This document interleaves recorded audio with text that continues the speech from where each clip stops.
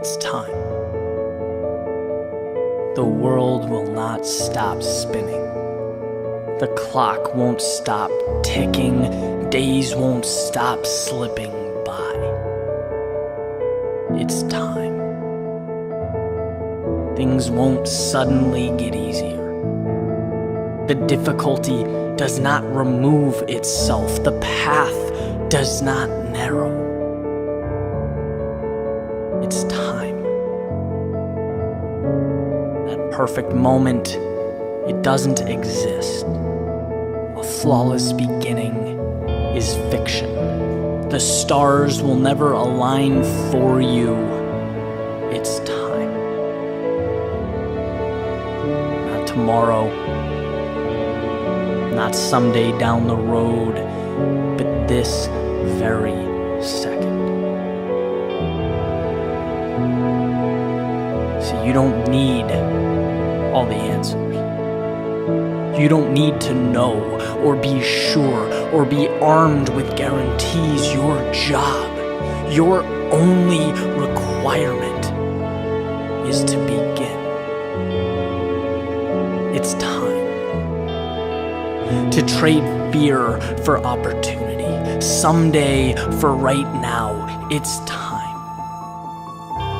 to stop thinking small, stop seeing what you want as a reach, to stop looking at success as a stranger. It's time to sit down and convince yourself that what you want can be accomplished when it's as real as the space in front of you, when it's as probable as the completion of a single step.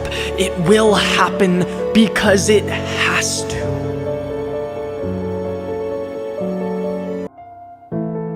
It's time.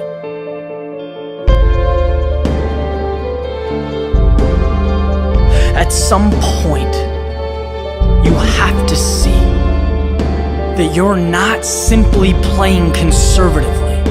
You're not being a perfectionist. It's not about being okay with where you are. No, if we're going to get anywhere, let's be truthful. Let's call it what it is. These things, these ideas, these excuses are a derivative of fear. The problem with possibility is that it's incredibly hard to quantify. Technically, if you've never had it, you've never lost it. And that is how we rationalize staying where we are. That's why we compartmentalize the things we want most as dreams. But for a second, let's be bigger. Let's start from the premise that what life can provide or become is limitless. It is truly infinite. And when you sit on an idea or you refuse to begin, you are in fact losing. Every single thing around you, everything. At one point, it began. At one point, someone summoned the courage to reach out and take what's in front of them. Maybe you do the same. Maybe you take that step. Maybe the first few times go terribly wrong. Maybe it's terrifying. Maybe you find out who has your back, who your real friends are, and maybe those truths scare you. But guess what? Guess what those steps turn into?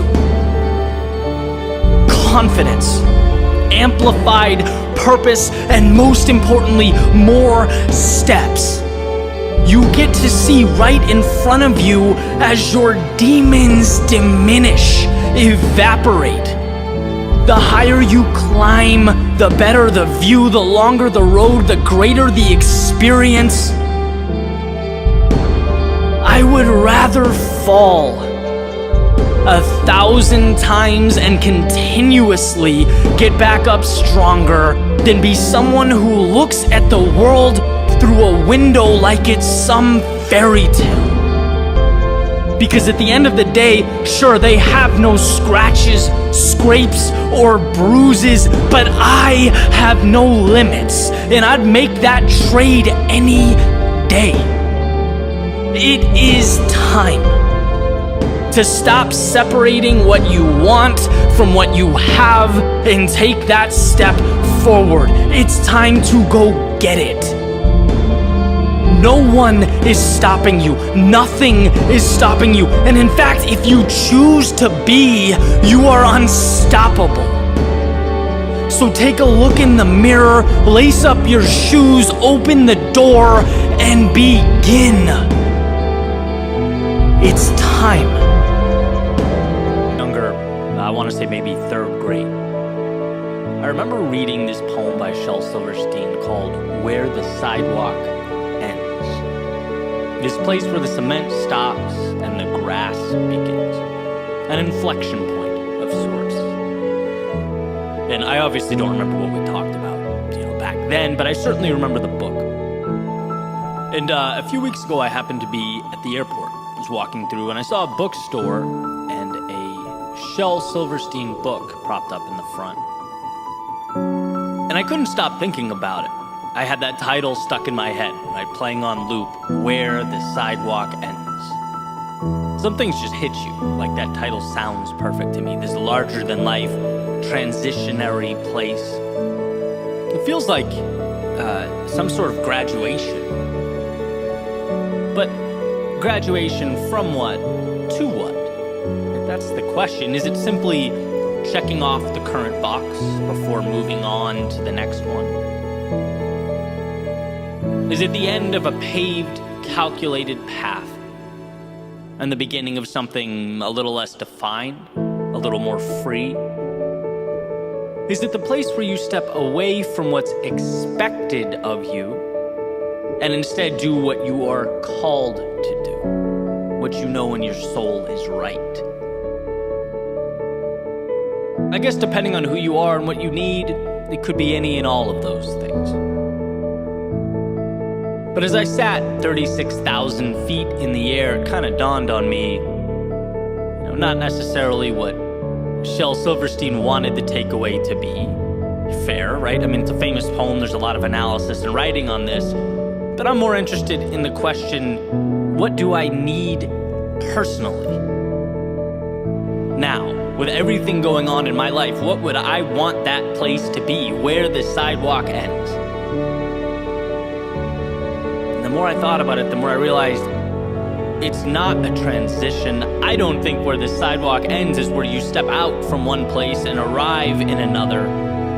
But I think what's more applicable in this moment is a perspective shift, almost a lifestyle invitation to straddle that line, where you have one foot on the cement, right, the stable ground, holding on to that structure we need to maintain healthy lives, to build, to take who we are and effectively share it with the world. And one foot on the grass, unpaved, no parameters, where our childlike curiosity runs rampant and reminds us that life is no standardized test. Right? Like if the cement represents the frame, the capsule, that rocket going to the moon, the grass represents the precious cargo it will be taking into orbit, that substance that must be found. And I think the reason my mind goes here is because in my life I've swayed too far in both directions. I've spent entirely too much time on the sidewalk where I've limited myself, my beliefs in my trajectory. I've abandoned what I wanted to do because I was terrified to stray from what I was supposed to do. I've let routine kill creativity. I've let plans suffocate freedom and exploration. But I've also spent too much time entirely in the grass, beyond the structure, dreaming but aiming for no target, free but not grounded. Perhaps at times having worked so hard to tear down the parameters and the structure in my life that I found myself with no foundation to build upon. Right? And I think the deal is sometimes we need more sidewalk than grass, and sometimes we need more grass than sidewalk. There are times in our lives that call for exploration, and there are times in our lives where we put our heads down and build. But the critical thing is, We remember that beautiful balance between the structure that's ultimately imperative and the freedom to step beyond it so that we can pull in more life. That when things feel too stiff or constrained, maybe you lean more towards the edge of that unkempt, undefined world. And when you crave structure, when you've been wandering too long, when you want to build something with the pieces of life you've been casually collecting along the way, you lean in towards that foundation, towards that which is both known and dependable, and maybe that's where we leave it. As you navigate each segment of your life, it's knowing that you have your hand on the dial that will allow you to be your best at that particular moment in time, something no one knows but you. So think of that spot.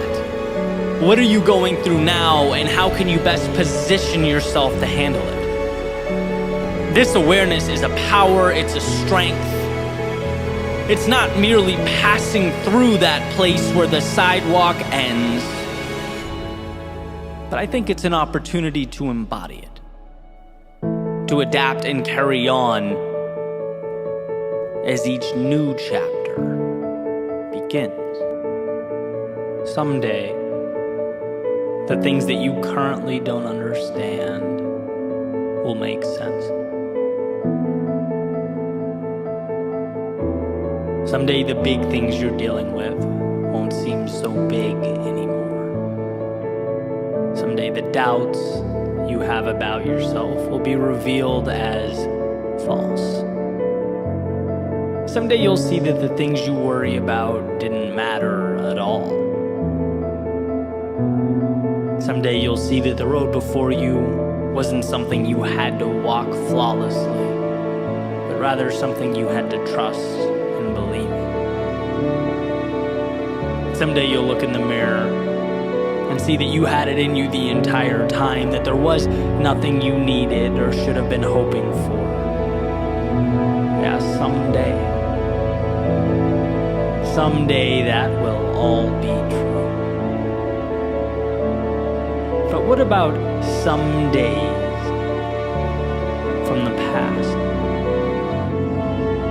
I remember years ago thinking someday I would venture out into the world. Someday I'd speak my mind. Someday I would start my own business. I would surround myself with people who believed in what I believe.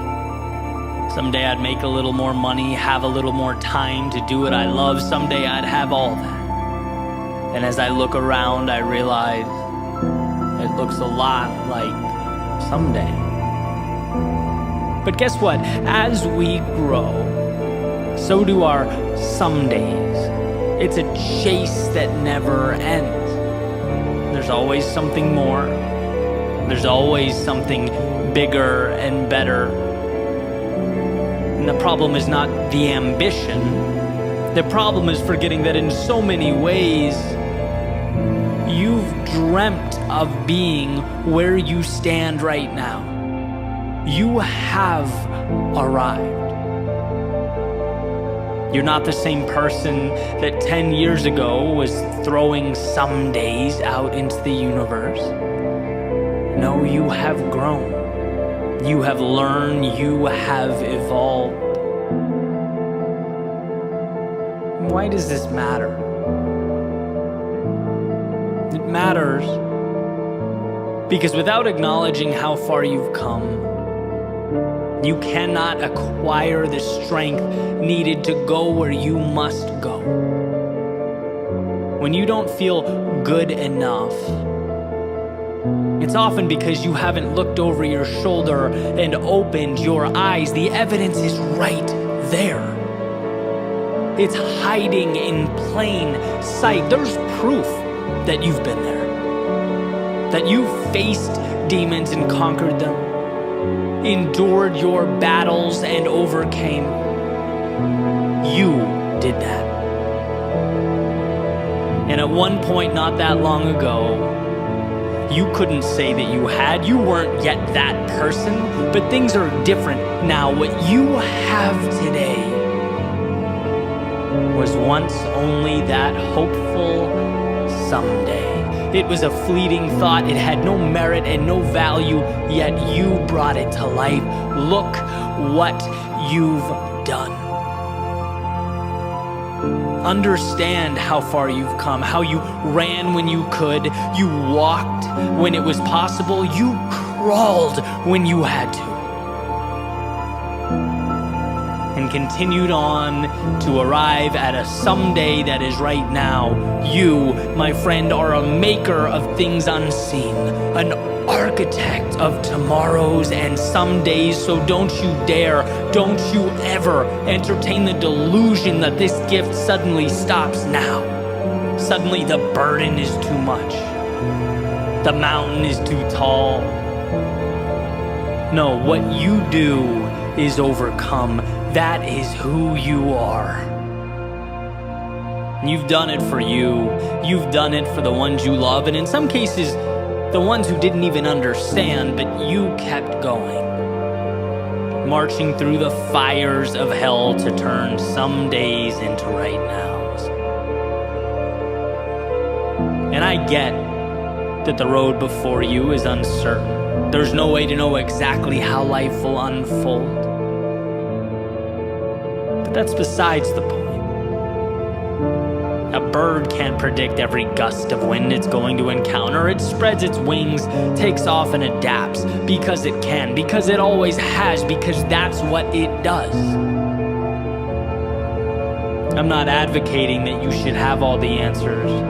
No, I'm suggesting that you trust yourself to find them. To move forward into the haze that surrounds you, to make sense of the seemingly illogical, bring about reality from the make-believe. Someday, you will have what you're aiming for. But here's to never letting a today go by without realizing that you are always living out a someday from your past. You are always arriving and leaving simultaneously. The accomplished and the student, crossing a finish line and on the starting block with another race around the corner, another chance to stretch your legs and reach for the heavens. If you ever forget that, I ask that you find it within yourself to look over your shoulder, to remember what you once asked for, and to appreciate the journey that you have undertaken. You did that. Now onward you go. You have more some days to bring to life.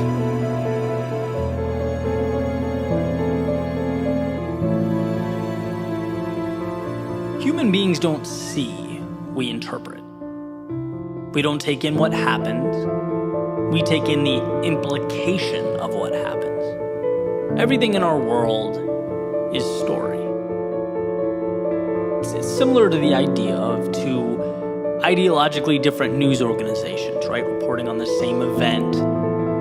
Neither will be completely factual. They'll both uphold their individual narratives. They're not black and white, they're interpreting gray space, and our individual lives are no different. We are our own broadcasting channels, using data to support our individual narratives. See, we know what the story's going to say before the story occurs because we will make it so. We'll make life fit our beliefs.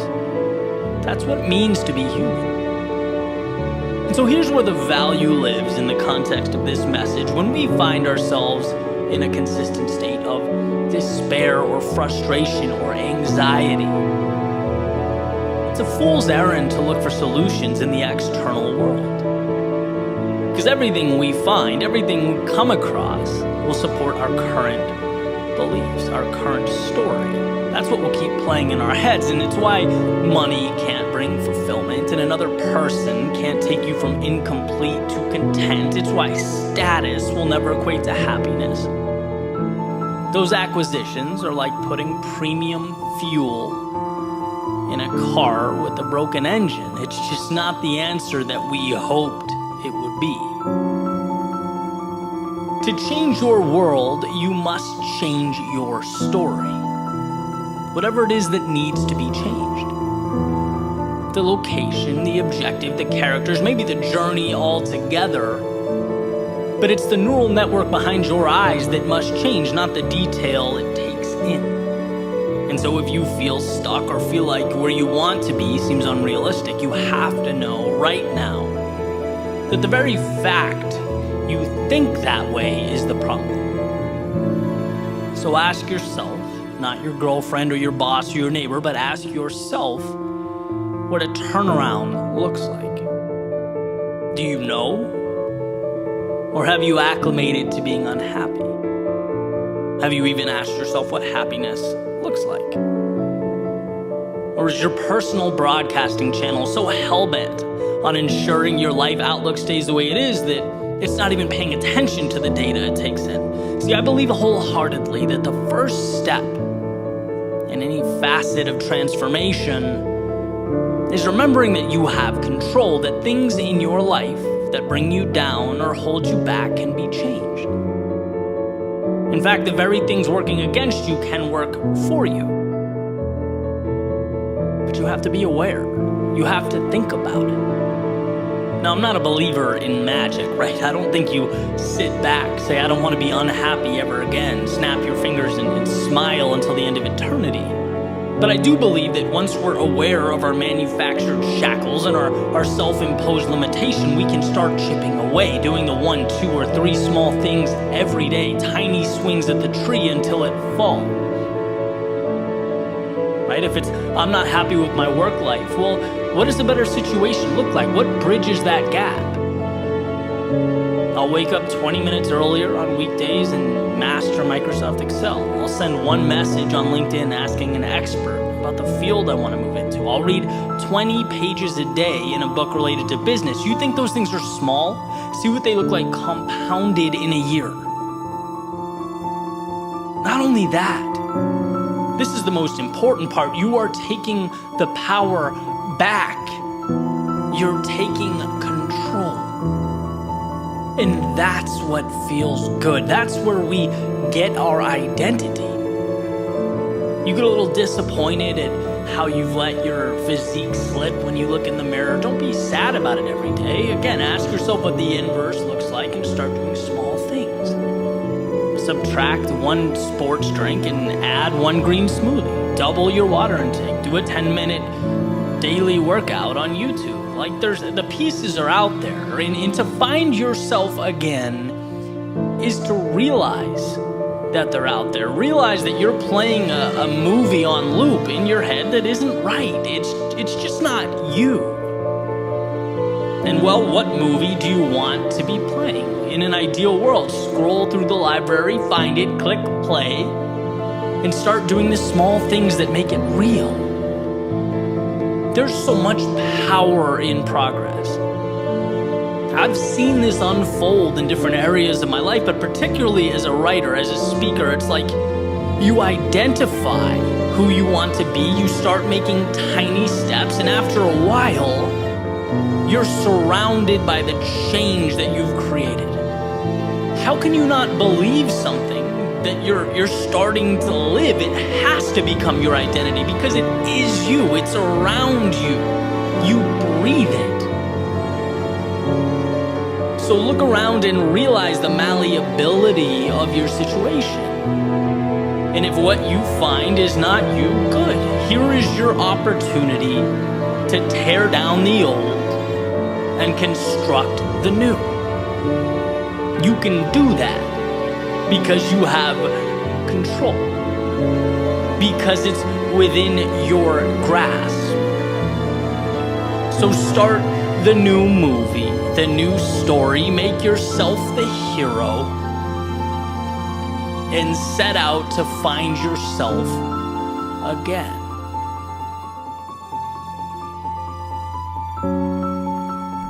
I saw an interview by one of my favorite authors today, Stephen Pressfield. where he highlighted what I believe to be a critical and often overlooked point. He says a lot of people think life is short, but life is actually long. He goes on to explain that he didn't even get his first book published until well into his adult life, making the point that people at 24, 34, 54, 64, they think they've won or lost. They've got a lot of game left to play. And this message, it does a few things. I think first and most obviously, it creates a kind of calm. Like, okay, I can take some of the pressure off myself. Life isn't a sprint, it's a marathon. I'm not doing so bad. Sometimes we lose that perspective. We forget that the best things in life evolve over time.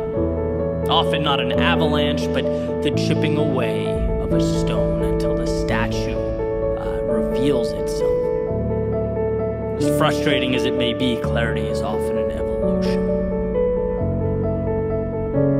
And the second thing is, it plays a role in defining what success means.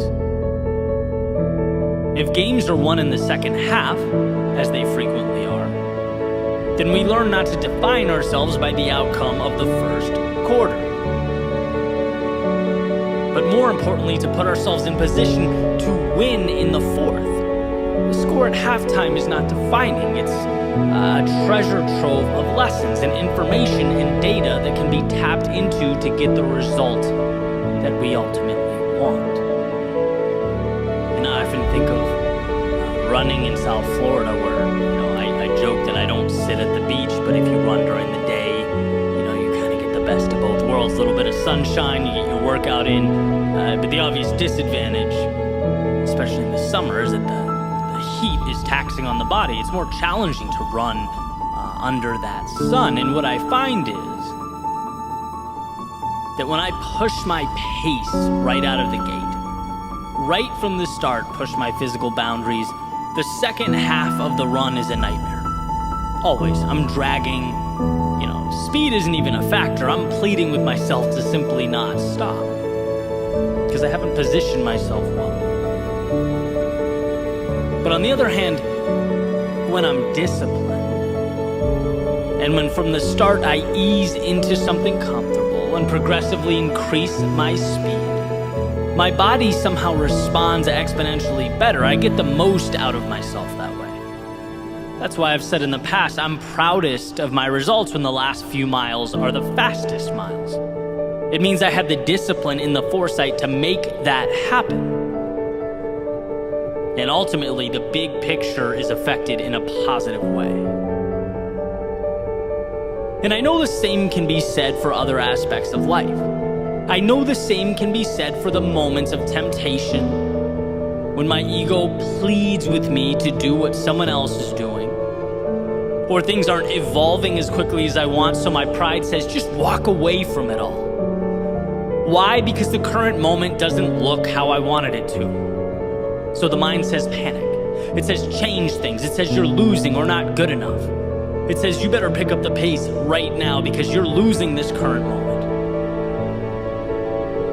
But no, the question isn't, is right now the goal? The question is right now moving me forward consistently? So that when the time comes to sprint, so that when I'm ready to go faster than I've ever gone, be more than I've ever been, I've positioned myself to do just that.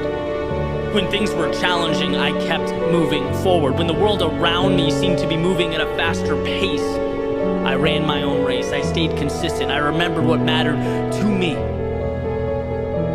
That's the question.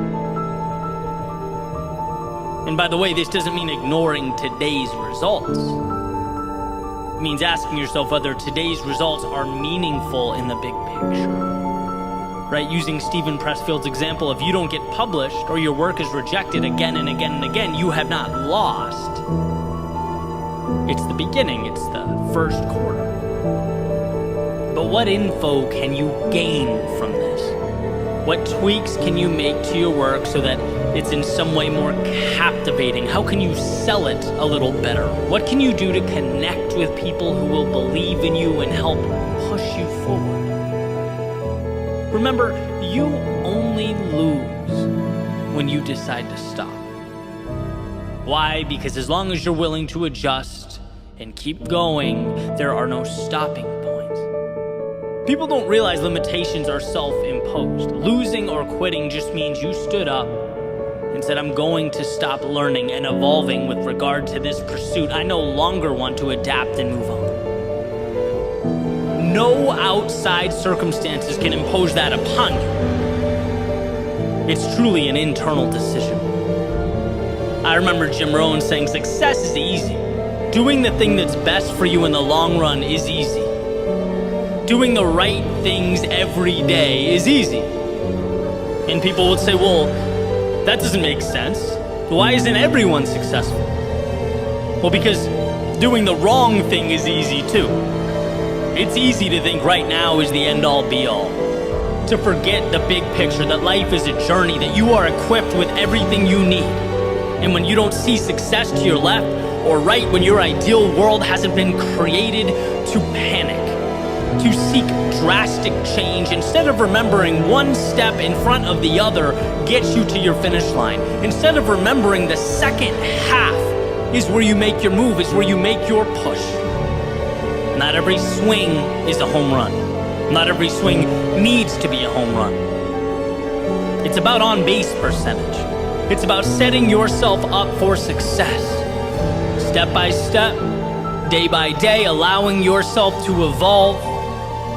Because if you hang in there long enough, if you say yes and trust yourself long enough, you will get your Super Bowl. You will get your midday run when the sun is at its fullest, you're exhausted, you're tired, and you don't want to keep going. But because you invested in the big picture, because you played the long game, you'll be one of the few who understands, who has created the weapon, the answer, the key that will open the door very few people get to open and walk through. The best things in life take time, and time requires patience. Patience can be painful. It can cause suffering, chaos. But from that chaos comes order. From that suffering comes meaning. Everything we needed and wanted is on the other side of that evolution. See that your short-term losses are not crippling you. They are creating you. There are a handful of recorded lectures online by Jim Rohn, who has definitely become one of my favorite thinkers over the years. And I found this little nugget the other day that I wanted to share. He says, there are 4 emotions that will change your life: disgust, decision, desire, and resolve.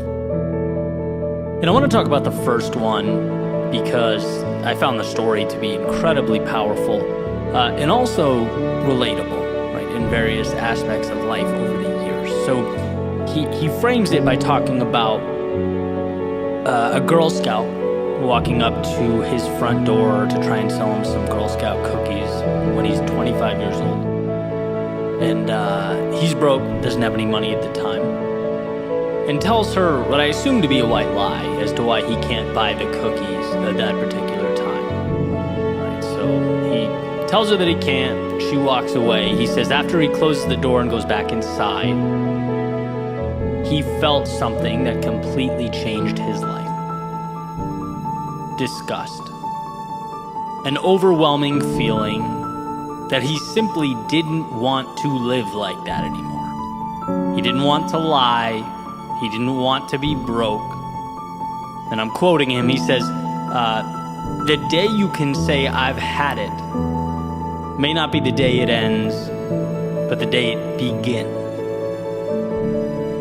And that feeling, which of course on the surface seems like a terrible thing, right? No one wants to feel disgust with their circumstance. But it's ultimately one of the most powerful indicators life can present to us.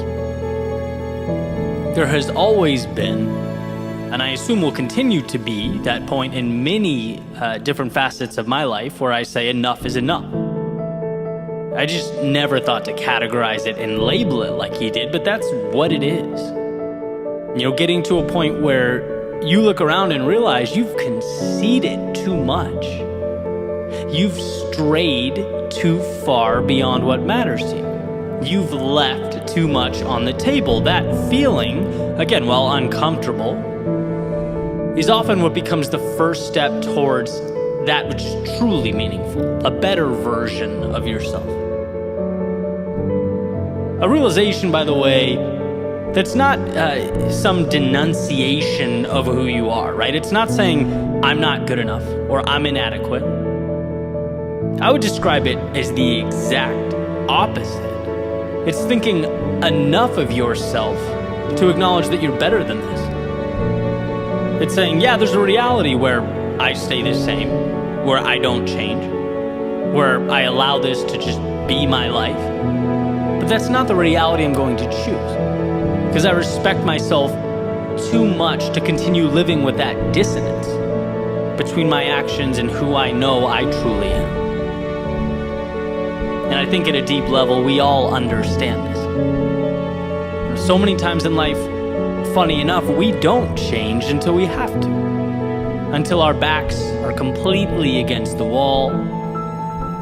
It took me years in my previous professional life to say enough is enough. But ultimately got to that point. I've been there in relationships, been there with my creative work, been there with my finances.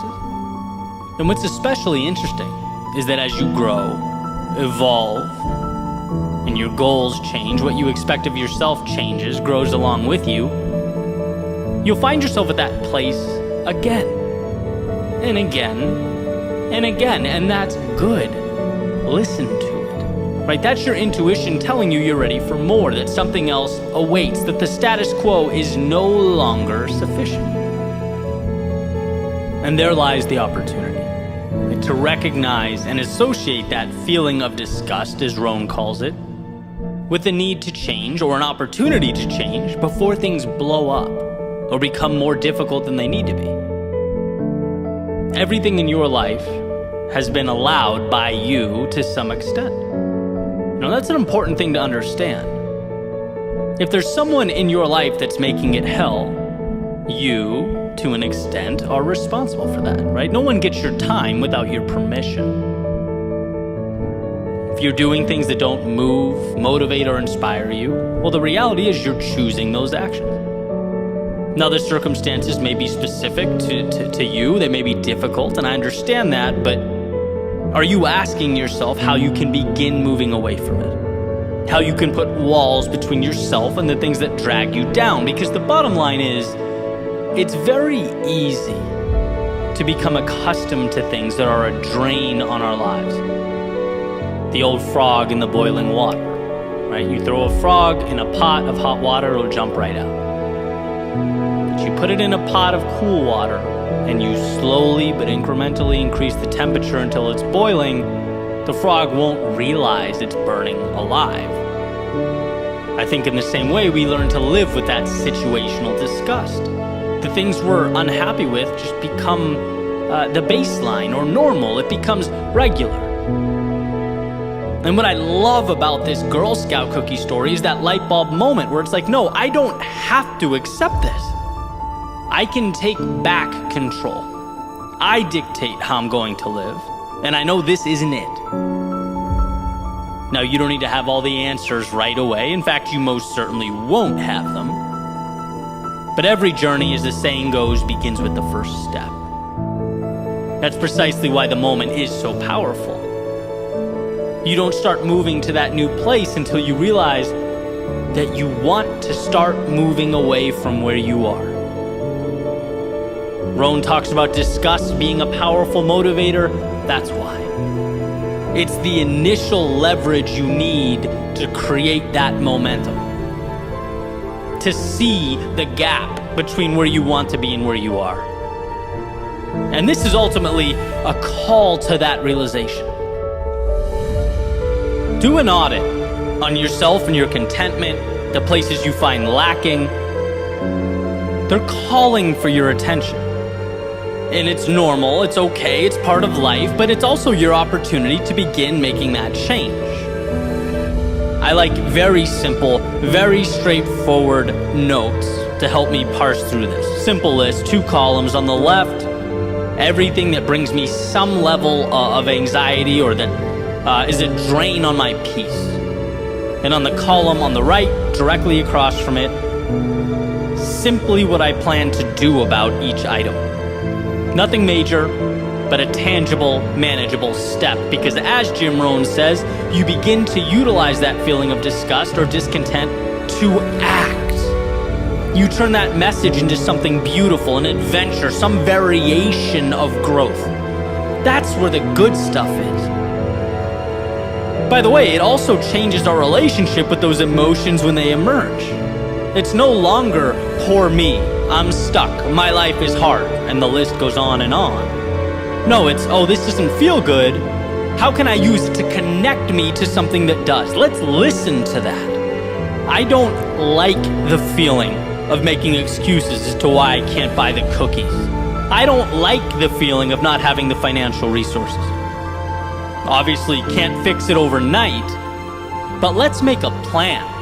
Let's allow the wheels to hit the road, right? Which, hey, who knows, might be more than I've ever done. This is the magic beginning he alludes to.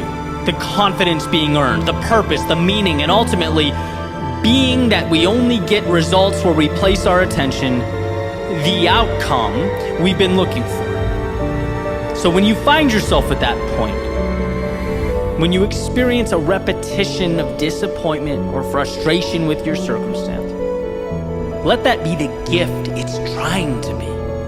Let it be the reason you will soon wake up a different person, moving towards that which aligns with who you are. Came across a quote recently that said, "The road to success is dotted with many tempting parking spaces." And I thought this demonstrated or captured a realization that's pretty hard to articulate. And that is just how tempting it is to rationalize stopping or discontinuing your journey when life gets tough. How much sense it always makes to want to call it quits when things get uncomfortable. It's like, it's not just that doing something valuable is hard. It's that it's hard, and every 3 feet there's an invitation to not have to do it anymore. There's an endless supply of exit signs and escape routes.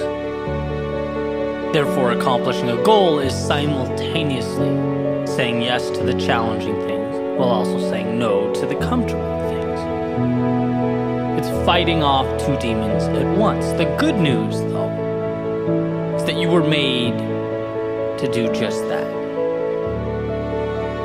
You just have to change the way you internalize the process. You have to change what you see along the way.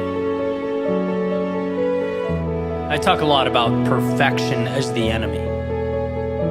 And that's something I wholeheartedly believe to be true. But I generally talk about it in the context of perfection keeping us from starting. Right? I try and unveil perfection as this defense mechanism that it truly is. Oh, things aren't perfect, I'll wait. Things aren't exactly where I want them to be, then I won't go. Emphasizing that it's in going that perfection is crafted. Like a statue being chiseled from stone. You fall, you get back up, and find that in doing so, you end up with a little more clarity than you had when you started. You let the trials and tribulations of the journey refine the product. And so that's the beginning, right? That's finding the courage to start, removing the idea of perfect when really it's just our fears masked. But what about when you've already started? What about when you're underway, when you're in the midst of those trials and tribulations? Because we all know this. When you're in pain, your body wants one thing: to remove yourself from the pain. When things are uncomfortable, Your default is to seek out those aforementioned parking spaces. Reprieve from the grasp of the unknown. Things aren't perfect, then I'm done here. Things feel awkward or uncomfortable or unclear, then why bother? What I want to do right now is make the argument that it's most important to continue forward when we're in these moments. It's most critical to move forward when the road is unclear and those tempting parking spaces start revealing themselves. Things are not perfect, maybe even far from perfect. And this is right about the time when we forget why we started. I've run into this in my past, right? Particularly with injuries. There was a period in my not too distant past when my ankle and shoulder were simultaneously messed up, right? So couldn't run, couldn't really do any upper body work. My physical activity really took a dive, right? So I'm a little discouraged. And sure enough, I found the eat whatever you want parking space. It's like, who cares? You're not working out. What's the point? Just focus on the business. Put a pause on all that stuff. And then eating whatever I wanted became, well, what's the point of getting up at 5 when I could just get up at 7? I sleep 2 hours longer is how I rationalize it. It's not like I'm going to be running. And then there goes some very important alone time, thinking time, and you can see how easily the wheels sort of fall off the wagon. Not because you're a bad person or don't want the result, but because the second things stop being perfect or working the way I wanted them to, I found a parking space. There will be few stretches of time in life when everything's perfect. Things going exactly how you want them to. It will simply be the exception, not the rule. And then the question becomes, can you put your head down and continue forward, knowing that life will call for adaptation and adjustment? But that those tempting exit signs are not for you. They are weakness. They are for those who forget their strength and their courage. I mentioned a little while ago that growth is fighting two demons. Saying yes to the mountain ahead and no to the off-ramps. But when you step back and look at things different, you change the dynamic. You put the odds in your favor. When the off-ramps become reminders of your strength as you pass them one by one, indicators of your commitment to move forward. And when the mountain ahead becomes merely the way, not some giant sacrifice or monster, but merely a path, things simplify in a way that empowers you on your mission. There is no perfect or imperfect. There is adjusting when necessary and taking the next little step along the way.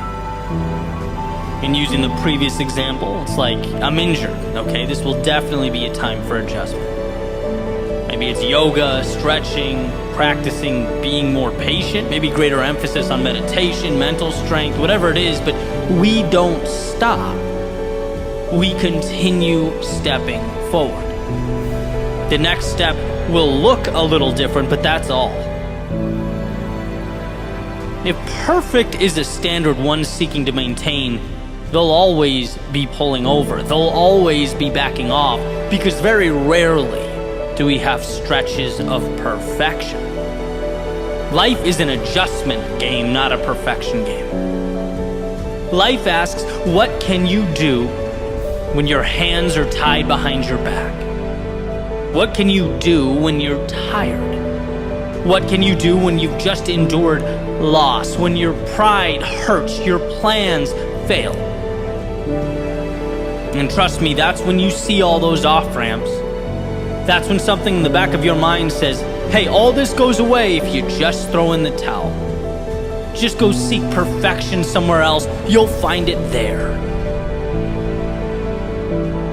But you can chase that rabbit down a million paths. there is no perfection waiting for you, and there is no flawless pursuit. Life comes down to what will you do now?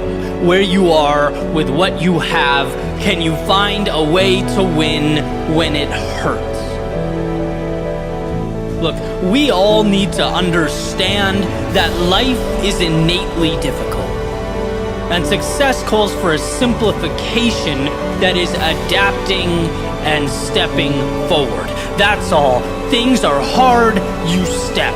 Things don't go as you planned, you adapt and you step. But you are always moving towards that North Star, whatever it is for you.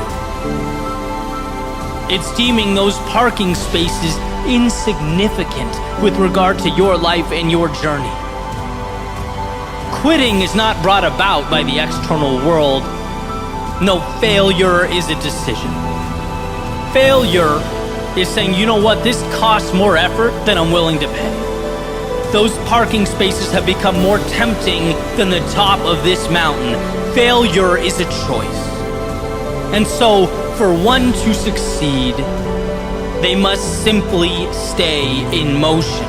Choose adaptation over a self-imposed end. Yeah, enjoy those moments of perfection, the times the stars do align. But see them as the exception, not the rule. We are not defined when things are great. We are defined by our ability to pick up the pieces and keep moving forward when they're not. Our lives are shaped by the exits we don't take, the parking spaces we don't even notice as we ascend the mountain that is life. Because anything other than the road ahead was never an option. You didn't succeed because things were perfect. You succeeded because you found a way to win when they weren't.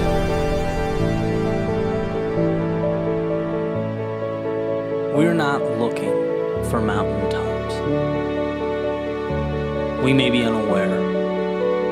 We may forget. We may be misled, but in our hearts and souls, we know we are not looking for mountaintops. What we're seeking is different.